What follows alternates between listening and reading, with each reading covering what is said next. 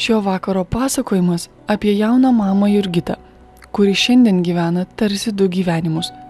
Vienas jų namuose, kur jos laukia vos 3 akvilė, o kitas reanimacijoje, kur dėl sūnelio gyvybės kovoja medikai. Vos 3 mėnesių Lukas serga sunkia genetinė liga ir namuose iki šiol yra praleidęs vos kelias savaitės. Taip, su mažoju Luku yra pakankamai daug problemų. Jau vien ta problema, kad, kaip jūs sakot, didžiąją savo gyvenimo dalį, absoliučiai didžiąją savo gyvenimo dalį iš 3 mėnesių ir 2 savaičių praleido intensyvios terapijos skyriuje. Ilgą laiką buvo priklausomas nuo dirbtinės plaučių ventiliacijos ir tik tai mums vakar pavyko atjungti nuo dirbtinės plaučių ventiliacijos aparato. Šiuo metu jisai kvėpuoja pats, dėja išlieka deguonies poreikis. Paprastai kalbant, jis atvažiavo dėl kvėpavimo problemų, dėl lėtinės plaučių ligos ir pagal esamus klinikinius simptomus mes įtariam, kad tai gali būti cistinė fibrozė. Šiuo metu Lukui yra atliekami sudėtingi genetiniai tyrimai, kurie leis tiksliai nustatyti diagnozę. Berniukas sveria vos 3 kg, nors jo amžiaus kūdikis turėtų sverti 2 tiek. Mažylio svoris net mažesnis nei tada, kai jis gimė. Dėl kiekvieno jo gramo, dėl kiekvieno oro gurkšnio kovojam, sako mama. Taip ir prasidėjo mūsų kelionės. Vėl 10 dienų pabuvom namie, vėl kreipėmės į gydytus, nes mano mamai nepatiko, kaip jis atrodo atvažiavo. Man atrodo, kai aš jį pastoju matau, atrodo viskas gerai. Mama sako, man negražiai, sako, skosi, sako, ir išvaizda jo negražiai.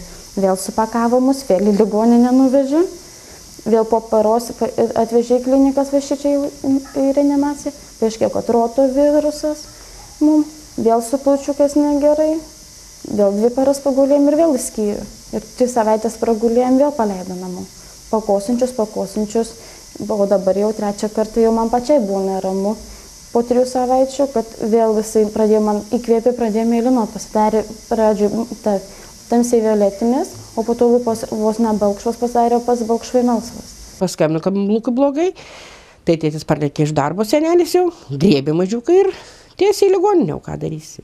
Nes jau čia nebuvo kažkada kažko laukti, nei suspėjęs, kada greitosios, kaip sakant, galbūt spėjo viskas, atvažiuoja dar greito, dar kažkas. Bet yra tokia situacija, kad griebi šiaudo, nes tada, kad, gali būti ar išvažiavus greitu, ar dar kažkas. Griebi, o dar kai aš seselė, tai griebi tiesiai lėkiu, kur galima nulėkti. Tai vis stengiasi, kad kažką tai padėti. Vienas kitą remiam, o ką darysi? Reikia.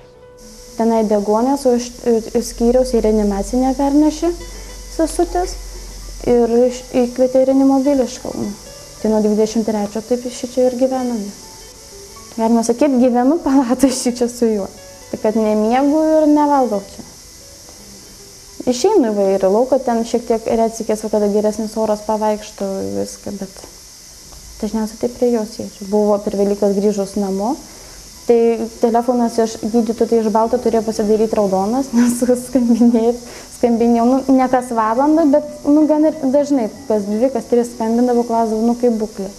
Taip, jo kvėpavimo funkcija buvo nepakankama. Jo plaučiai buvo užsikišę sekretu, jisai negalėjo iškvėpuoti. Kitaip sakant, su esama plaučių situacija negalėjo vykti normali dujų apykaita, užtikrinti. Ir tyrimai rodė, kad tai yra jau lėtiniai dalykai. Ne ūmus, o lėtiniai dalykai, nors jis atvažiavo dar ir neturėdamas 3 mėnesių. Jeigu trumpai apie tas kitas retas ir tuo pačiu ir ta cistinė fibrozė, tai yra įgimta genetiškai paveldima liga, kurios esmė ta, kad sutrinka egzokrininių liaukų funkcija. Yra pažeidžiamos daugelis sistemų, tame tarpe ir kvėpavimo sistema labai nukenčia, taip pat nukenčia ir kasos virškinimo trakto funkcija. Liga yra labai reta, tai priklauso nuo to, kokiame žemyne, kaip jinai dažnai paplitusi. Europoje vidutiniškai gimsta 1 iš 2,5 600 tūkstančių naujagimių, kai tuo tarpu Azijos šalyse 1 iš tik tai iš 250 000.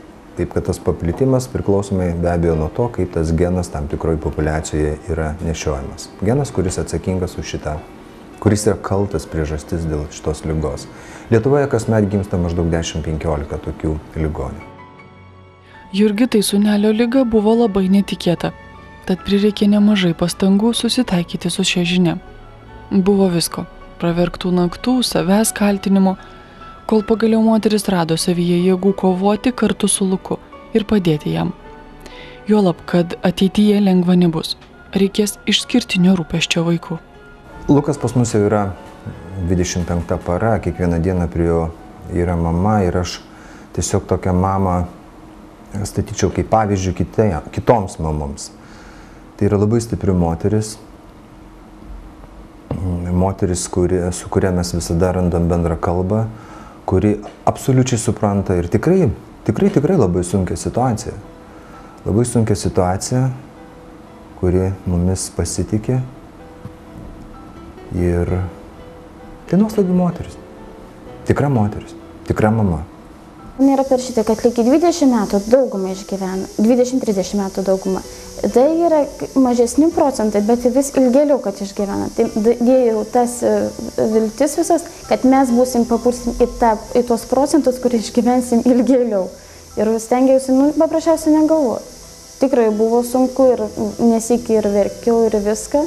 Ir sesutės paskyrių ramino, ir tėvai, ir vyras ramino, bet yra kaip yra, jau visi sakė, kad labai šaltų nervų, bet ką darysi, negali parodyti. Negali jam parodyti, nes jis viską jaučia. Pagaliau ir tie metai, kuriuos reikia pragyventi, jie reikalauja labai daug pastangų ir šeimos, nes reikalinga specialūs vaistai, brangus vaistai, reikalinga speciali priežiūra, reikalinga kūdikystėje specialūs maitinimo mišiniai.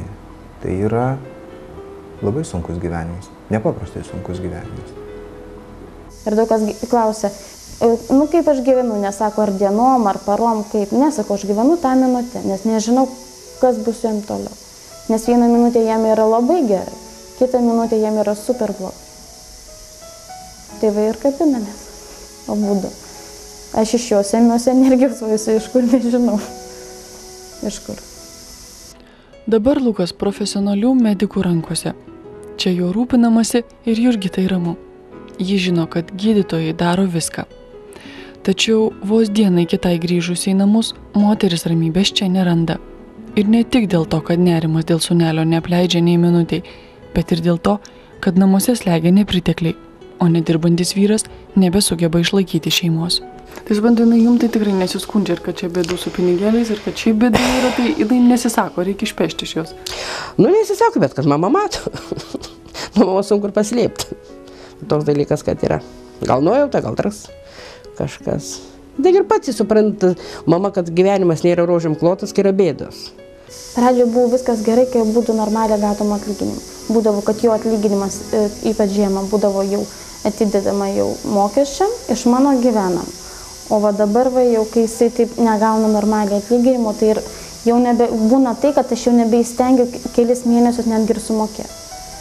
Bet stengiasi, nors po truputį, po kažkiek įneš, kad nebūtų tokia didelė suma. Šiaip žvelgiant iš šono, tai aišku, visada pirma mintis yra ta, kad šeimoje vyras turėtų būti tas, kuris laiko 4 kampus, ypač dar kai yra vaikiukas sergantis, bet šiuo atveju suprantu, kad tėtis kaip ir yra, bet Jurgitai iš tikrųjų. Ant jos yra... Mano šeimoje tai yra vyras. Ir tėtis, ir mama, ir kas tik tai nori. O jos šeimoje yra atvirkščiai. Jinai laiko visus kampus. Ar 4, ar 6, tiek kiek yra, tiek jos turi patempti visus tos kampus. Visos nėra šitaip. Vyras yra, kaip vyras, pasinis. Bet pagrindė viską laiko dukra. O skaudu žiūrint į dukros gyvenimą, taip, sunkiai besidėliojanti. Labai. Čia nėra ką kalbėti, nes kiekviena mama nori, kad kažkas būtų geriau. Ir kad, sakyčiau, pavyzdžiui, kad tas gyvenimas būtų sunkus, bet nebūtų tų bėdų ligų, kaip sakant, gali prasiverti žmogus ten, kaip nors. Bet kaip viskas į vieną krūvą, tikrai, sakai, tas laukimas ir ta nežinia vis ar neaišku, kas čia ko baigsis. Žinau, pas mus buvo labai slaugutė viena, aš sakydavau, dievulis duoda tiek, kiek gali panešti, nes mato, kad paneši dar dadeda. Gal čia toks likimas, ką čia gali žinoti, čia nieko negali nuspręsti, gal už kažkieno klaidas, gal dar už kažką. Tai. Ką čia gali pasakyti? Pažiūrėk, tiem eina visą gyvenimą kaip sėstų tepta. O kitiem kažkaip tai kapstaisi ir atsikapstai. Gal aš žinau kaip čia.